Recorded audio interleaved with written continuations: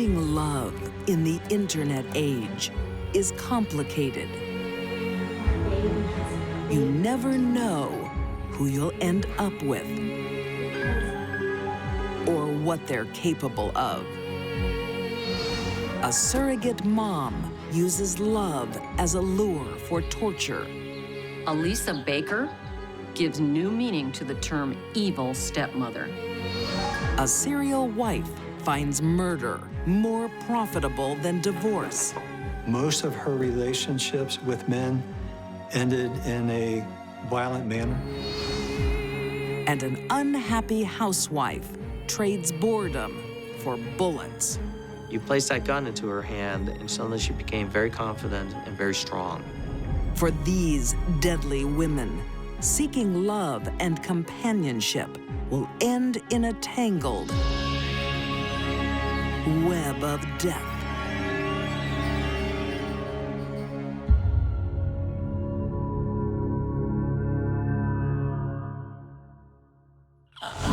It takes a cold heart to neglect a little girl in need. There's something special about a child with cancer. It really is. And a heart of stone to torture her. The fact that she could starve her as well as beat her tells me that she's a sadistic sociopath.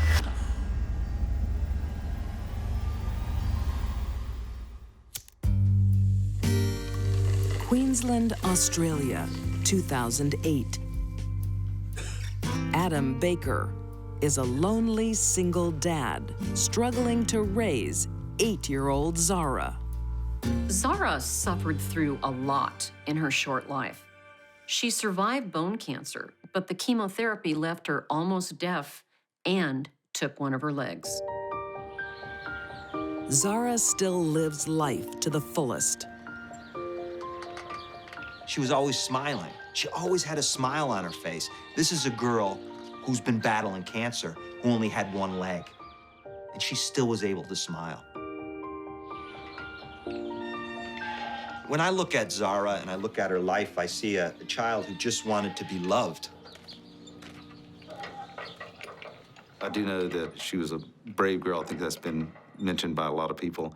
And what they mean by that is that her infirmity, her handicap, didn't slow her down. What are you doing, Dad? Talking to a very nice lady in America.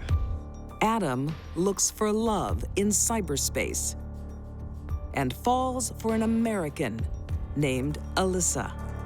Alisa had a sordid criminal past. She had been involved in all kinds of criminal behavior, dealing drugs, forging checks, assault. Adam thinks he's met his dream girl, but he's being misled. Alisa was never happy. When she was married to one man, she'd be searching the internet for another one. But love is blind, especially when you've never met. Adam was looking for something, and he thought Alisa was the answer. But Adam came with baggage, and her name was Zara. At first, the idea of living on the other side of the world is exciting for Zara and her dad. They move into Alisa's home in Hickory, North Carolina. If you ask Alisa, she'll tell you, oh, she didn't even call me her stepmom. Zara called me her mom. But if you ask friends and other people, you get a different picture.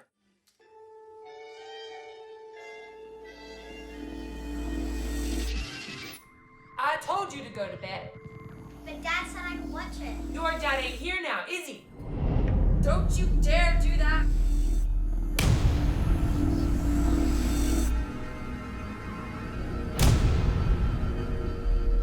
What we know is that Alisa frequently beat Zara and kept her locked in her room, only letting her eat for 5 minutes a day. That's starvation.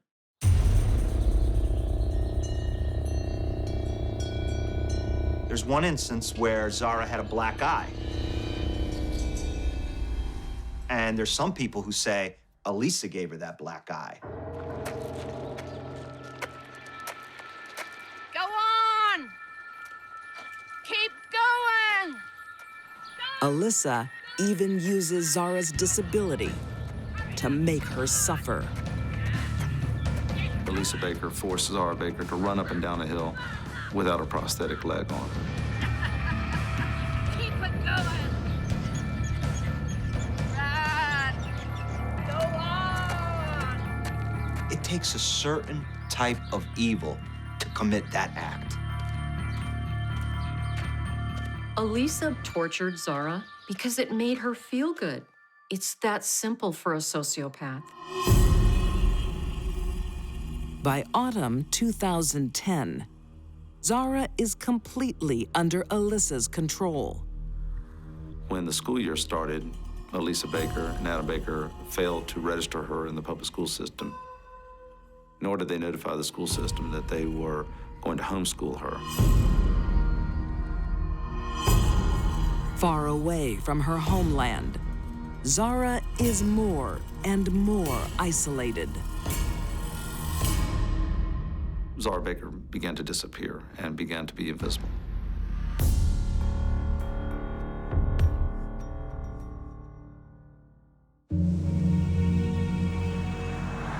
Hickory, North Carolina, 2010.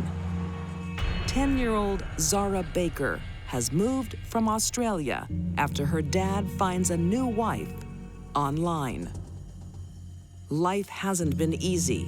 She survived bone cancer and brutal beatings from her new stepmom. Then, on October 9th, Zara goes missing. My daughter's missing. Adam and his new lover claim Zara's been kidnapped. They call up the local sheriff and they report her missing. She's gone. They can't find her. They produce a ransom note. Yeah. Even more bizarre, Adam says it has taken him 2 weeks to notice his daughter is missing because he thinks she's in bed asleep when he gets home from work. So this tells me something about Alisa, that she's an ultimate manipulator. That she manipulated this guy into believing that his daughter was there.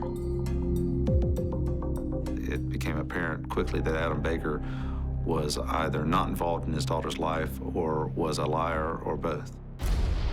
How could a father not realize his daughter's gone for 2 weeks? Baffles my mind. Adam is the prime suspect. The search was heavy and almost around the clock in the areas around where Adam Baker had been employed. But police find nothing, and Adam isn't acting like a guilty man. Adam Baker submitted to numerous interviews, both by law enforcement and by the media. Authorities turn their attention to Alisa.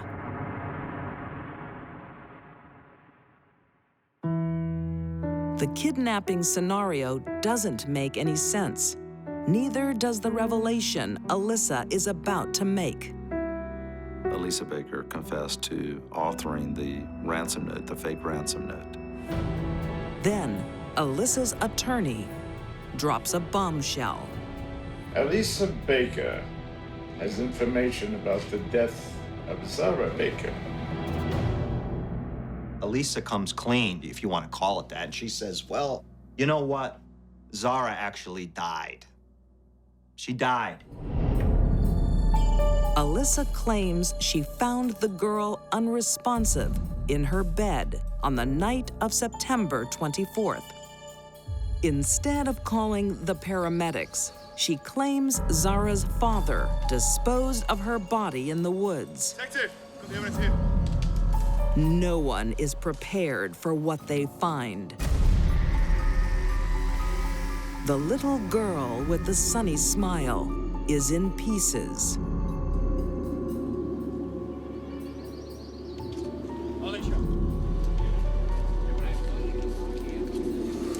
I remember being shocked, a sense of revulsion. Prosecutor Jay Gaither will never forget the grisly find. The first bone that was recovered was the lower leg. The remains of the upper torso and part of the arm.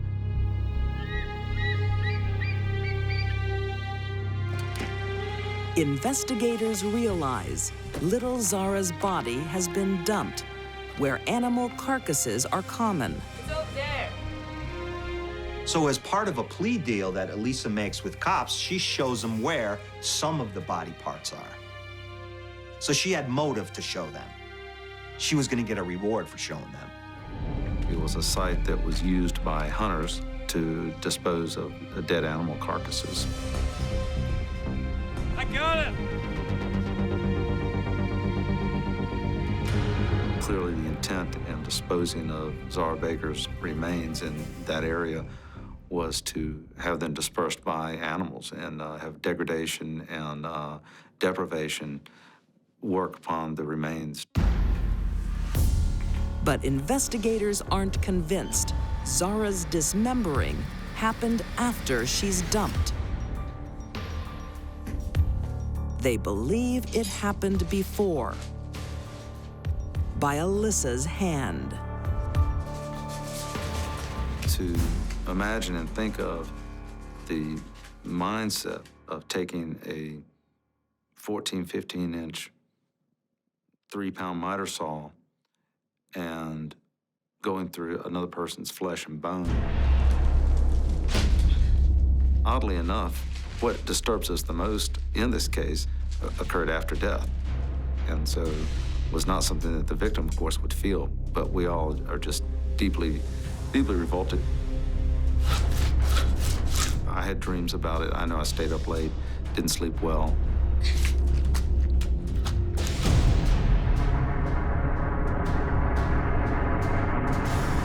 It's very unusual for a killer to dismember their victim's body. It's especially unusual for a female killer to dismember the body of their child victim. I've never even heard of it until now. Alisa denies everything and blames Zara's dad, Adam. She points the finger at Adam, and she says, you know what? He did it. Not me. I just went along for the ride. But Adam can prove he wasn't near the dumping ground the night of the murder. And Alisa's cell phone records prove she was. Authorities charge Alisa Baker with second-degree aggravated murder, and she doesn't contest it. Adam Baker isn't charged with his daughter's murder. There's a big difference between not being a guilty party and not being a responsible party.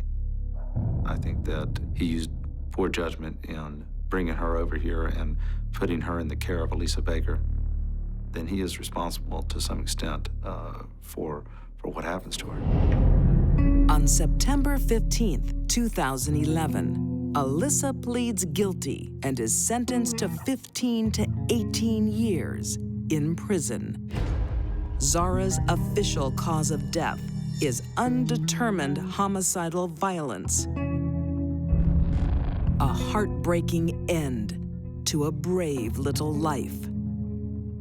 Her skull was never recovered, and there was nothing in the remains that we found, as scant as those remains were, that would show that death had occurred by any particular means. Alisa Baker is the only one that knows what happened to that 10-year-old girl.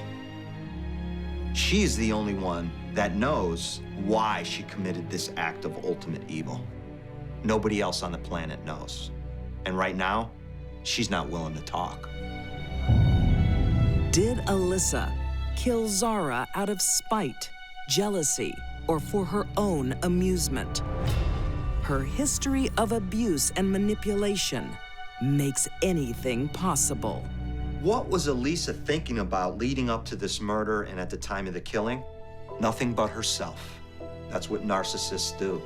And Alisa, she could be the queen of them. Sociopaths like to play games with the police. I'll tell you this, but I won't tell you that. Zara's skull, if ever found, will tell the story of how she truly died.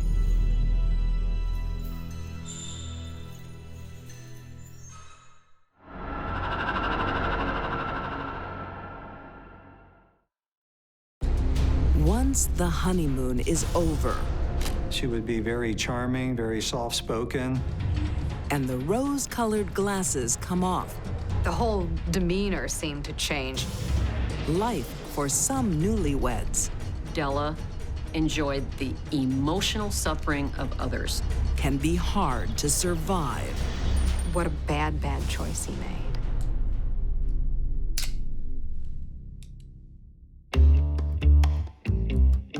For some men, the most alluring woman is one who needs their care. When she has the looks as well, she becomes irresistible. Cincinnati belle Dela Sutorius has both qualities. She had very delicate features. She's a pretty woman. And I think that she could look like she was very vulnerable.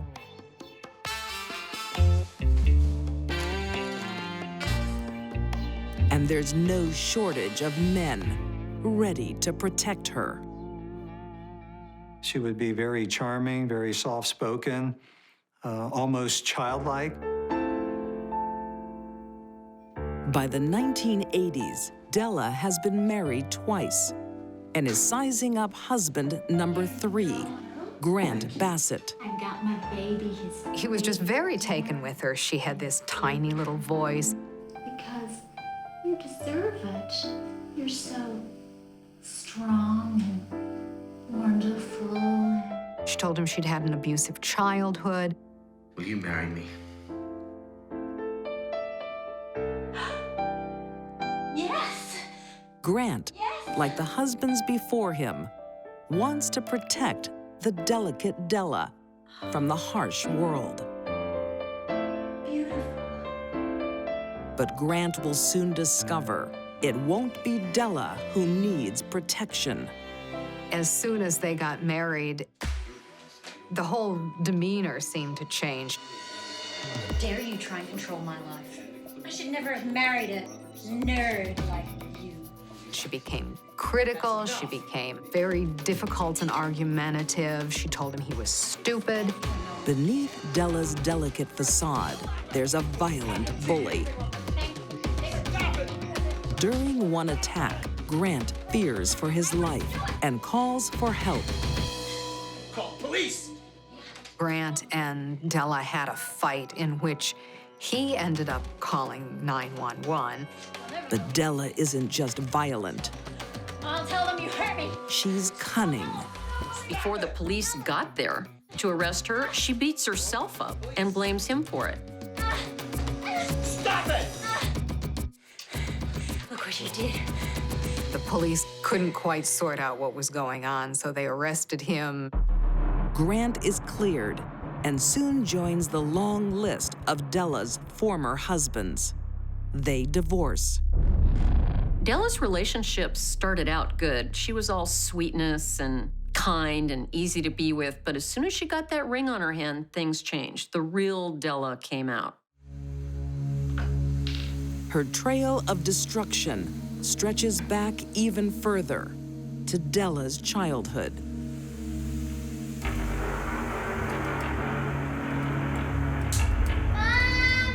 Mommy!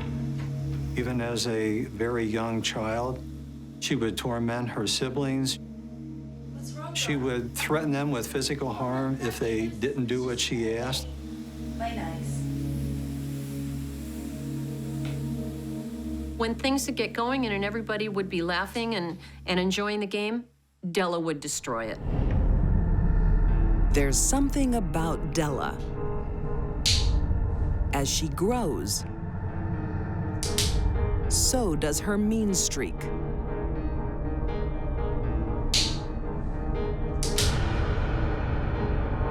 Dela's difficult childhood had every hallmark that Dela was going to be a dangerous adult woman. In 1992, husband number 4, 29-year-old Englishman David Brittain, has no idea what he's getting himself into. She was much more in love with David than perhaps she had been with other husbands. There seemed to be much more of a sexual attraction there.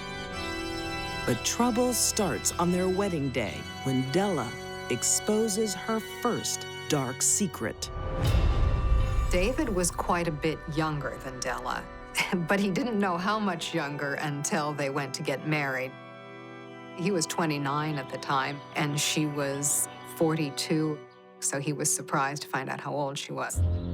And it goes downhill from there. She rapidly became very jealous. She would accuse him of seeing other women. Jealous rages, physical threats, cruel humiliation. Come back from a date, have we? It was a work lunch. Of course it With was. every new marriage, Dela turns from Jekyll to Hyde. If you cheat on me, I will have you thrown out of this country. Do you understand? There's nothing going on. We shared stories not only from David Brittain, but from some of her other boyfriends and ex-husbands that she had over the years, and the common thread that ran throughout were her acts of violence.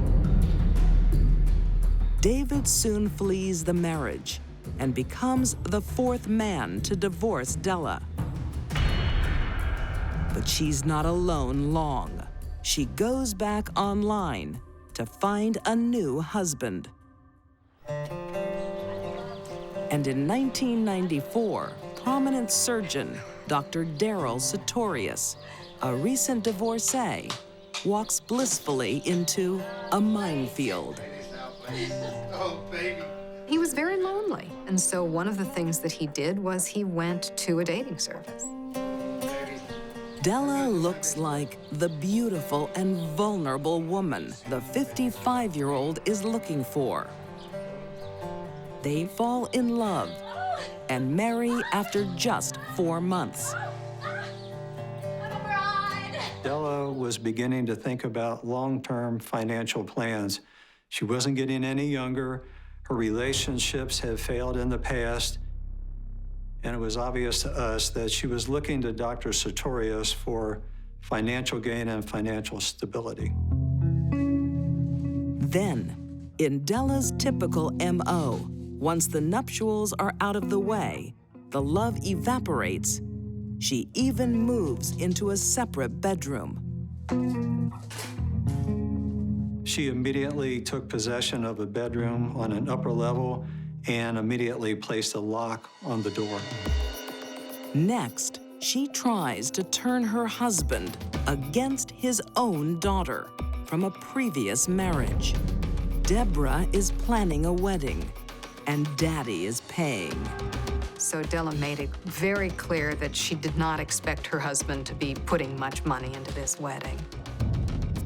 He even went so far as to tell his daughter, Deborah, not to call the house anymore because it would upset Dela, and he was fearful for his own life. After less than a year with his new wife, Dr. Sartorius realizes he's made a tragic mistake. He talks to his lawyer about ending the marriage. Daryl reportedly said to Dela, "I'll see you in court." And she responded, "I'll see you dead." No one left Dela.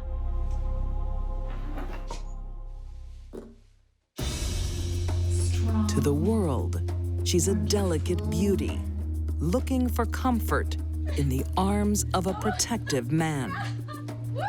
But in truth, Dela Sartorius is a sociopathic bully, trapping men into marriage before destroying their lives. I think the best thing to be learned here is never marry a woman whose last name rhymes with notorious. I have to get this done as soon as possible. Respected surgeon Dr. Daryl Sartorius is Dela's 5th husband. And like all those before him, Within months of marrying Dela, he's filing for divorce. I may not live through this. I'm serious. He was becoming physically fearful of Dela taking his life. He also told friends and family members that he had a great concern for his own safety. Before he can file the divorce papers, Daryl goes missing on Sunday, February 18th, 1996. One of Dr. Sartorius's patients had taken a bad turn over the weekend. And so the hospital was paging him, and he wasn't answering his page. Well, that was very unusual. When colleagues can't raise the trusted surgeon, they alert police. Their first stop is the family home and his dutiful wife. And she said, well, he isn't here. Well, do you know where he is? No, I haven't seen him. And they said, well, is his car here? Yeah, it is. And they said, well, ma'am, can we check? Sure. And she said, okay, I'll look around the house. And she said, I'll check in the basement.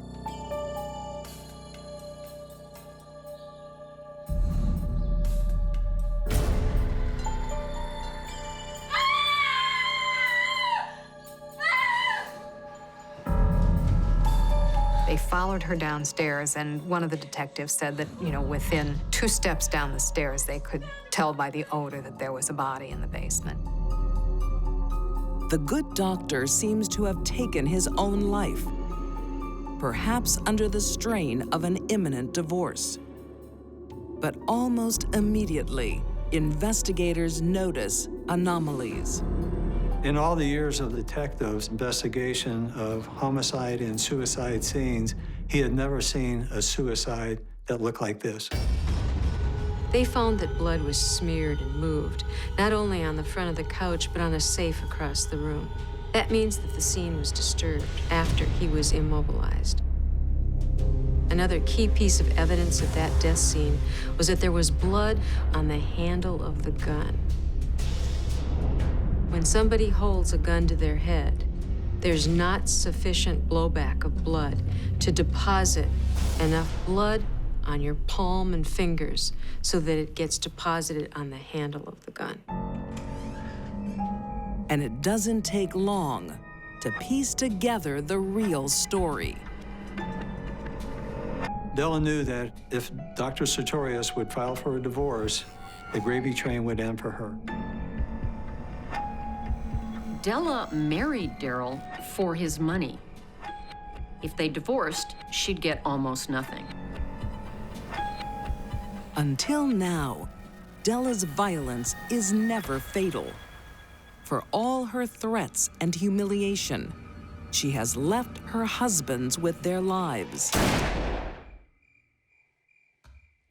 Not this time. Dela didn't want to fight with Daryl. She didn't want a confrontation. So she shot him in the head while he was sleeping. This was a fatal, devastating wound to the back of the head, and that would have killed him instantly. What she forgot, and perhaps what she never knew, was that it was virtually impossible to cause a self-inflicted gunshot wound to the back of the head, holding the muzzle away from the skull and creating that angle of fire.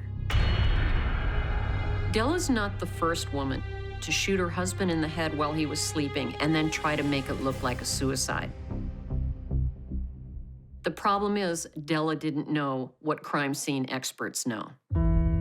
In June 1996, Dela Sartorius is convicted of aggravated murder and sentenced to a total of 23 years in jail.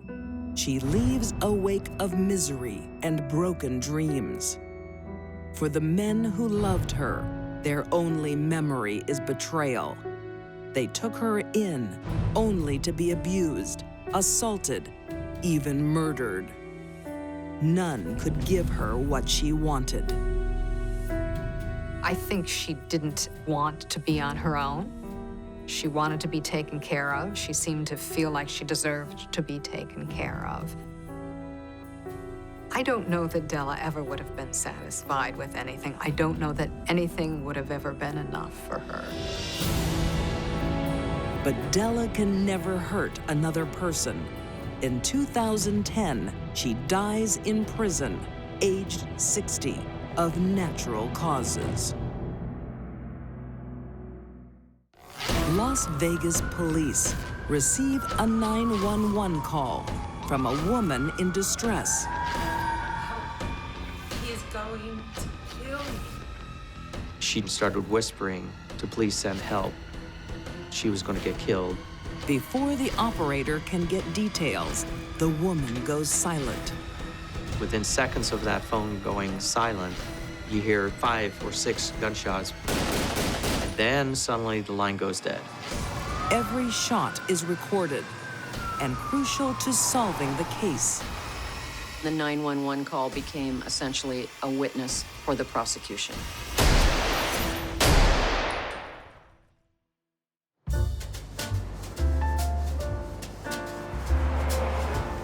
Living in New York is many people's dream.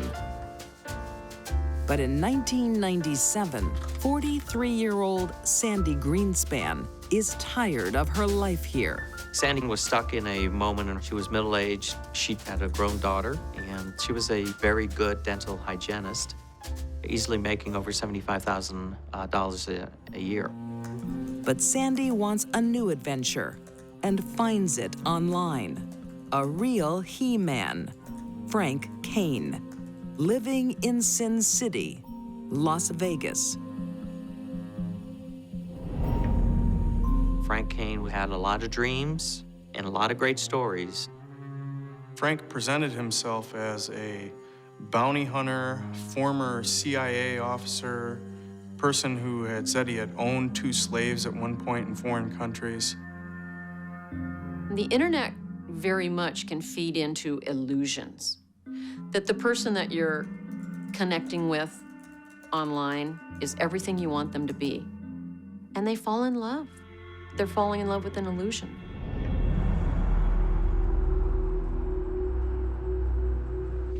Internet chat soon becomes much more. Sandy! Hi there! Sandy uprooted her life and basically left her prior husband and her family behind. Aren't you going to invite me in? Of course, come in.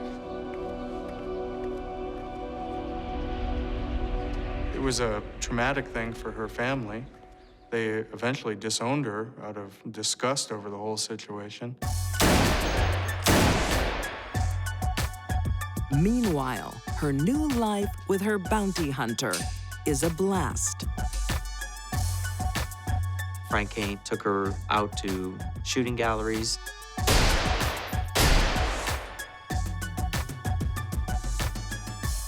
This is the new excitement that she signed up to do.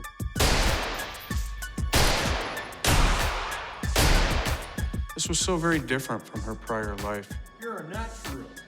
Of a housewife who just went to work every day and came home to a husband and kids. She is not only living with this exciting guy who hunts fugitives from justice, she probably started getting a little bit more of a bravado that she never had before in her life. Sandy divorces her first husband to marry her bounty hunter. She takes to his world of guns. She became very comfortable with that handgun, and she carried that gun with her at all times. But soon the relationship takes a strange turn. Frank insists on a contract between them, on his terms. He had her write out and sign a contract where he was going to be the dominant individual in a relationship. The terms of the contract were that Sandy had to do whatever Frank wanted. Okay, good. Add that whenever we go out, you have to walk 5 paces behind me. Whether it be sexual favors, Really? You're gonna be my slave, don't you? obeying his every command. Okay, it's done. Now, we both sign it. To be completely subservient to him. he was a brute, psychologically and sometimes physically. Sandy and Frank did have a master-slave relationship. Sandy's put her life, future, and money in Frank's hands. Far from being the energetic bounty hunter, Frank is proving to be more of a slacker, happy to live off Sandy's salary. He had repeatedly lied to her about their future together and starting a business. But it soon backfires. That was the bank. You've maxed out both my credit cards. I needed cash for my new venture. What new venture? I'm making sex furniture. And all what Frank Kane would do is lay on the couch watching TV, true to his form, never had any follow-through with any of his plans or his ideas. She leaves her family for the excitement of Las Vegas. But the reality is, she's rarely allowed to leave her living room. Hey! Let's go out. What for? For fun. Come on, we never go out. They stayed in their apartment. They had no friends, no contacts with anybody on the outside. Here she was, obeying his every order. You're not going anywhere. Working long hours to pay all the bills. He's racking up debt in her name.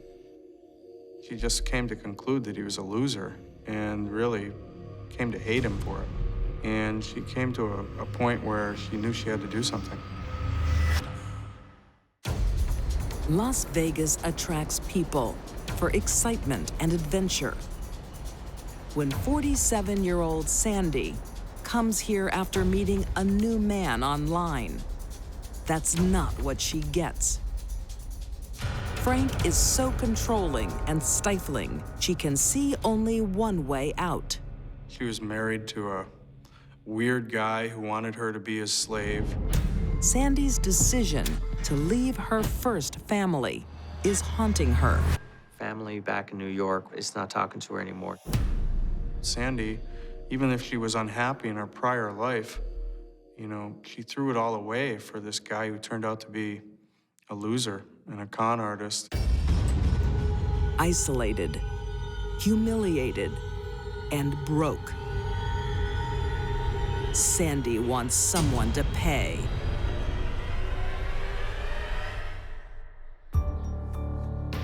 October 2001. Frank starts his day the usual way. Sandy's plan involves a 911 call, not after a family tragedy, but before. Help. He is going to kill me. It gives a preemptive alibi, and she leaves the phone off the hook to record what she pretends to be a brutal attack. But there's no assault, just cold-hearted murder. Frank Kane was sleeping.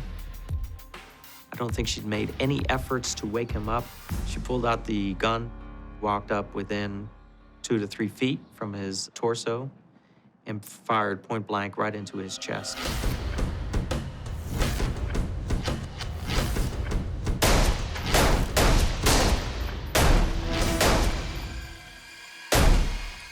Why did she have to be so close to him?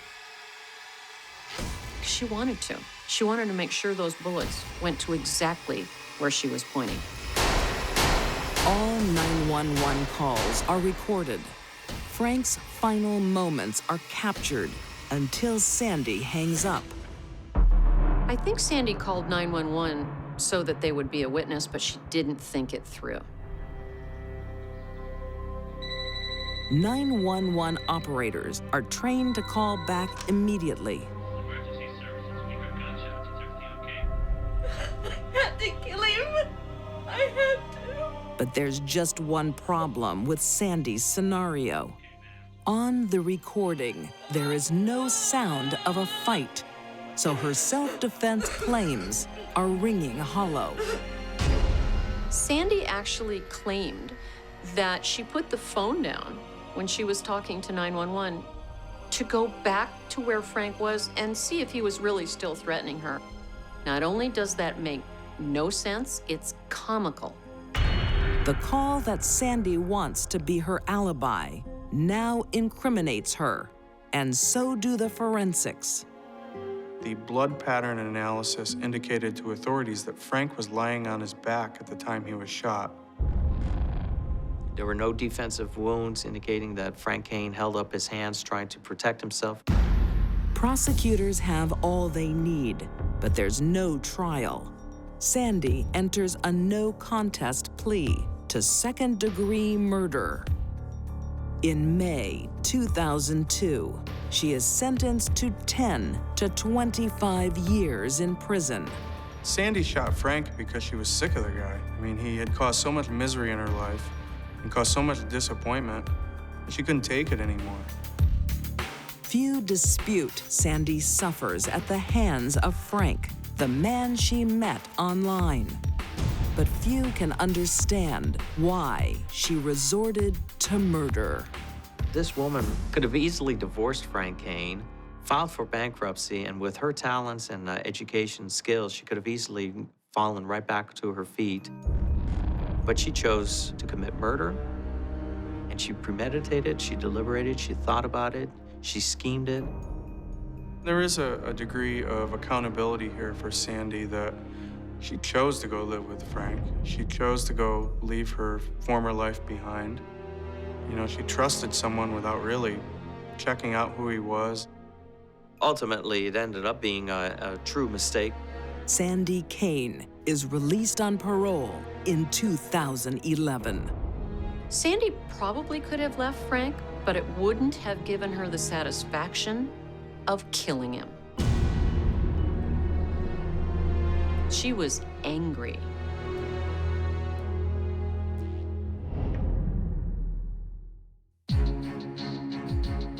These deadly women used the search for love to find their victims. Alisa Baker took delight in torturing a vulnerable little girl. Dela found murder more agreeable than divorce. And Sandy Kane could only find happiness in a loaded gun. These three women share a common thread. They trapped their victims in a tangled web of death.